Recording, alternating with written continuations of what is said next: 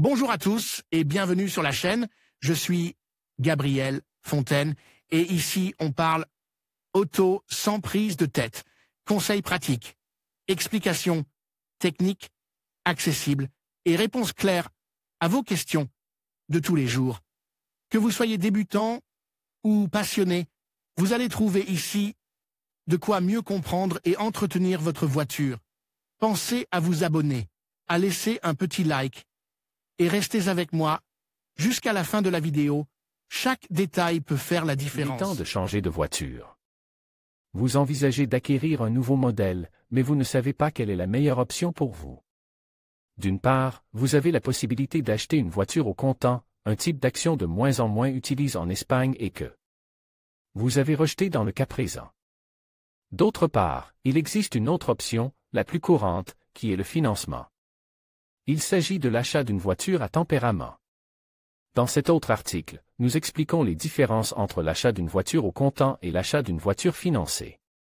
Acheter une voiture financée est dans votre intérêt. À cet égard, nous vous rappelons qu'une voiture financée, si l'utilisateur choisit d'accepter le financement de la marque ou du concessionnaire, pourra bénéficier de meilleures offres, telles que celles proposées par les concessionnaires Carwow, sur l'achat de la nouvelle voiture, par rapport à la recherche d'un financement externe ou au paiement comptant. Mais il faut aussi étudier d'autres formules, comme le leasing. Il s'agit de profiter de la voiture pendant un certain temps, quelques années, sans se soucier de l'assurance, de l'entretien et tout.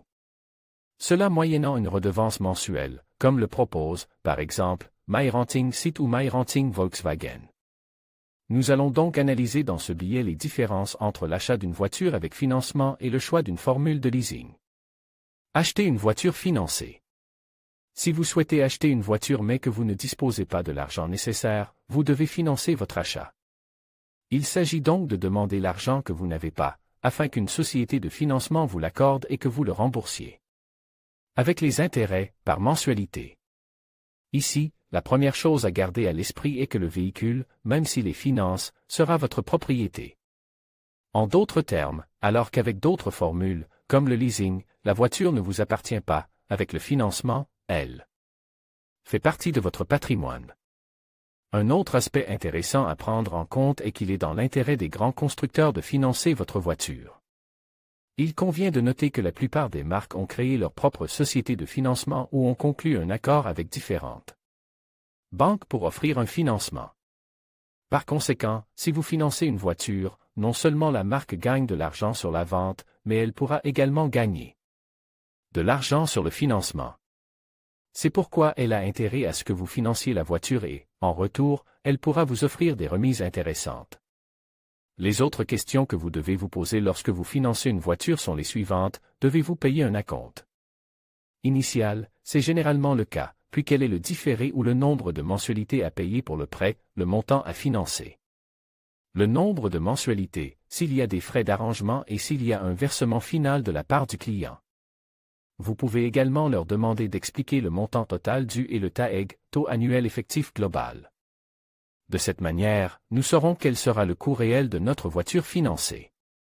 Par exemple, si nous prenons comme référence une Volkswagen Golf 1.5 TSI EVO-BM de 130 chevaux, le coût d'acquisition selon Volkswagen est de 24 235 €. Il s'agit du chiffre officiel, sans remise et au comptant. Cependant, si vous choisissez de financer cette voiture, la marque précise que vous devez procéder comme suit: acompte initial 4 847 €, frais de dossier 581,64 €, montant restant 19 388 €, nombre de versements 36 mensualités, montant des versements 315,44 €, dernier versement 12 133 €, montant total 28 917 €. Comme vous pouvez le constater, l'achat d'une voiture au comptant est en fait moins cher que son financement. Toutefois, il faudrait maintenant savoir quelles sont les remises offertes, tant pour l'achat au comptant que pour le financement, afin de prendre la décision finale. Coût de possession d'une voiture. Ce qui ne varie pas, que la voiture soit financée ou payée au comptant, ce sont les coûts fixes liés à la possession d'un véhicule. Il s'agit de la taxe de circulation, de l'assurance et de l'entretien. La taxe de circulation est comprise entre 50 et 150 €, en fonction de la mairie, de la cylindrée et de la puissance du véhicule. Il faut également tenir compte des frais d'entretien qui, en prenant comme référence deux révisions, l'une à 30 000 km et l'autre à 60 000 km, s'élèvent à environ 600 €. Et enfin, l'assurance. En prenant l'exemple de cette voiture et en faisant un calcul estimatif, nous avons obtenu des budgets compris entre 600 et 1100 € par an.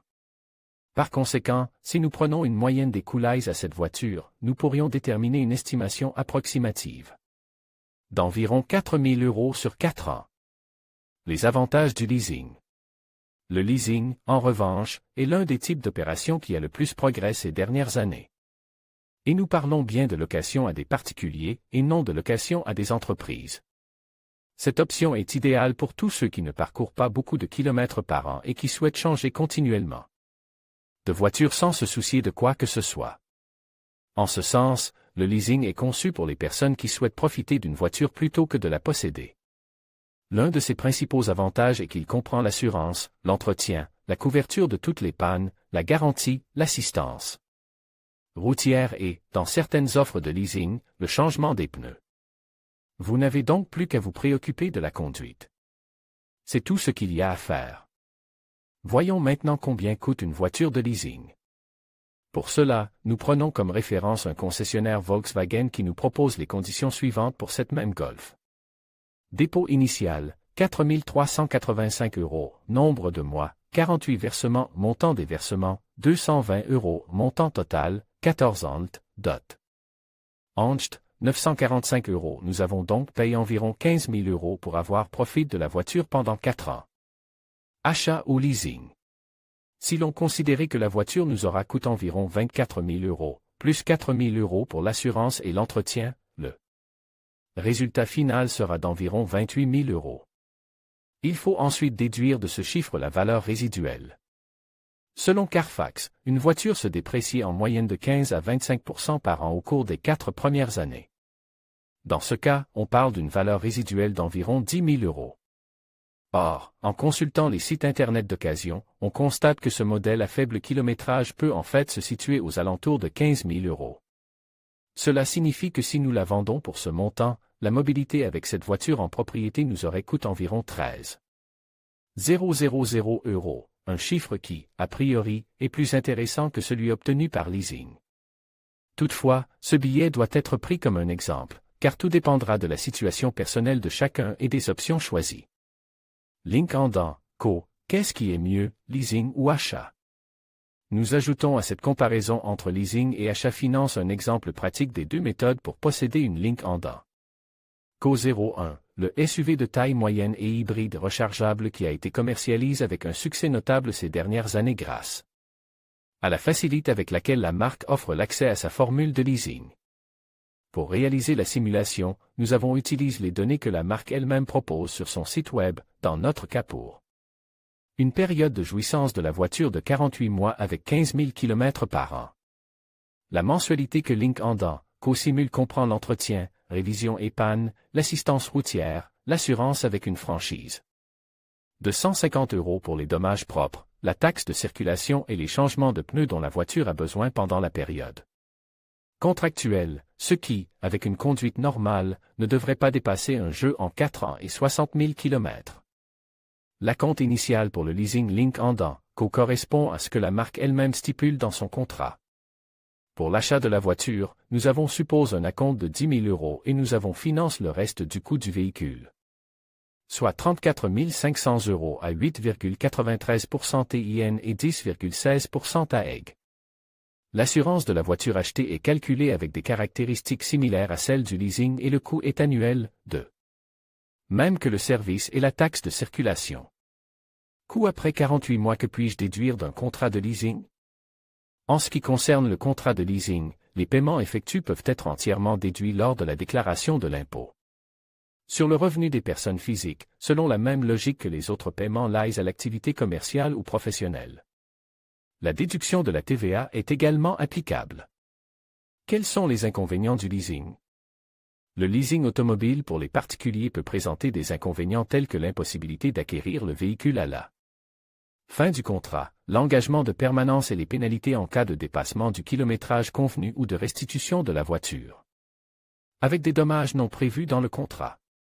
Quel est l'avantage fiscal du leasing ou de la location?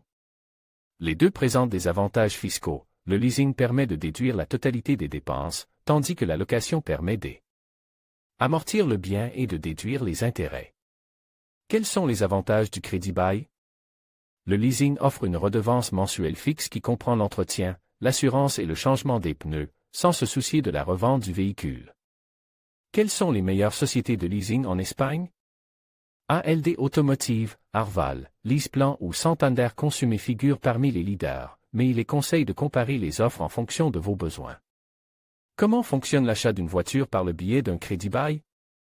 Vous n'achetez pas la voiture, vous signez un contrat de location à long terme et vous payez une redevance mensuelle pour son utilisation. Y compris divers services. Qui paie les réparations dans un contrat de leasing? Les réparations et l'entretien sont généralement inclus dans le loyer mensuel et sont pris en charge par la société de leasing. Que se passe-t-il à la fin du contrat de leasing? À la fin du contrat, vous pouvez renouveler le contrat, changer de véhicule ou rendre la voiture à la société de leasing. Quelle est la plus grande société de leasing en Espagne? Bien que le marché varie, des sociétés comme ALD Automotive ou LeasePlan sont généralement parmi les plus importantes en termes de flotte et de clients. Que comprend la redevance de leasing? Les frais comprennent généralement l'utilisation du véhicule, l'assurance, l'entretien, le changement des pneus et l'assistance routière. Quelle est la différence entre le leasing et la location?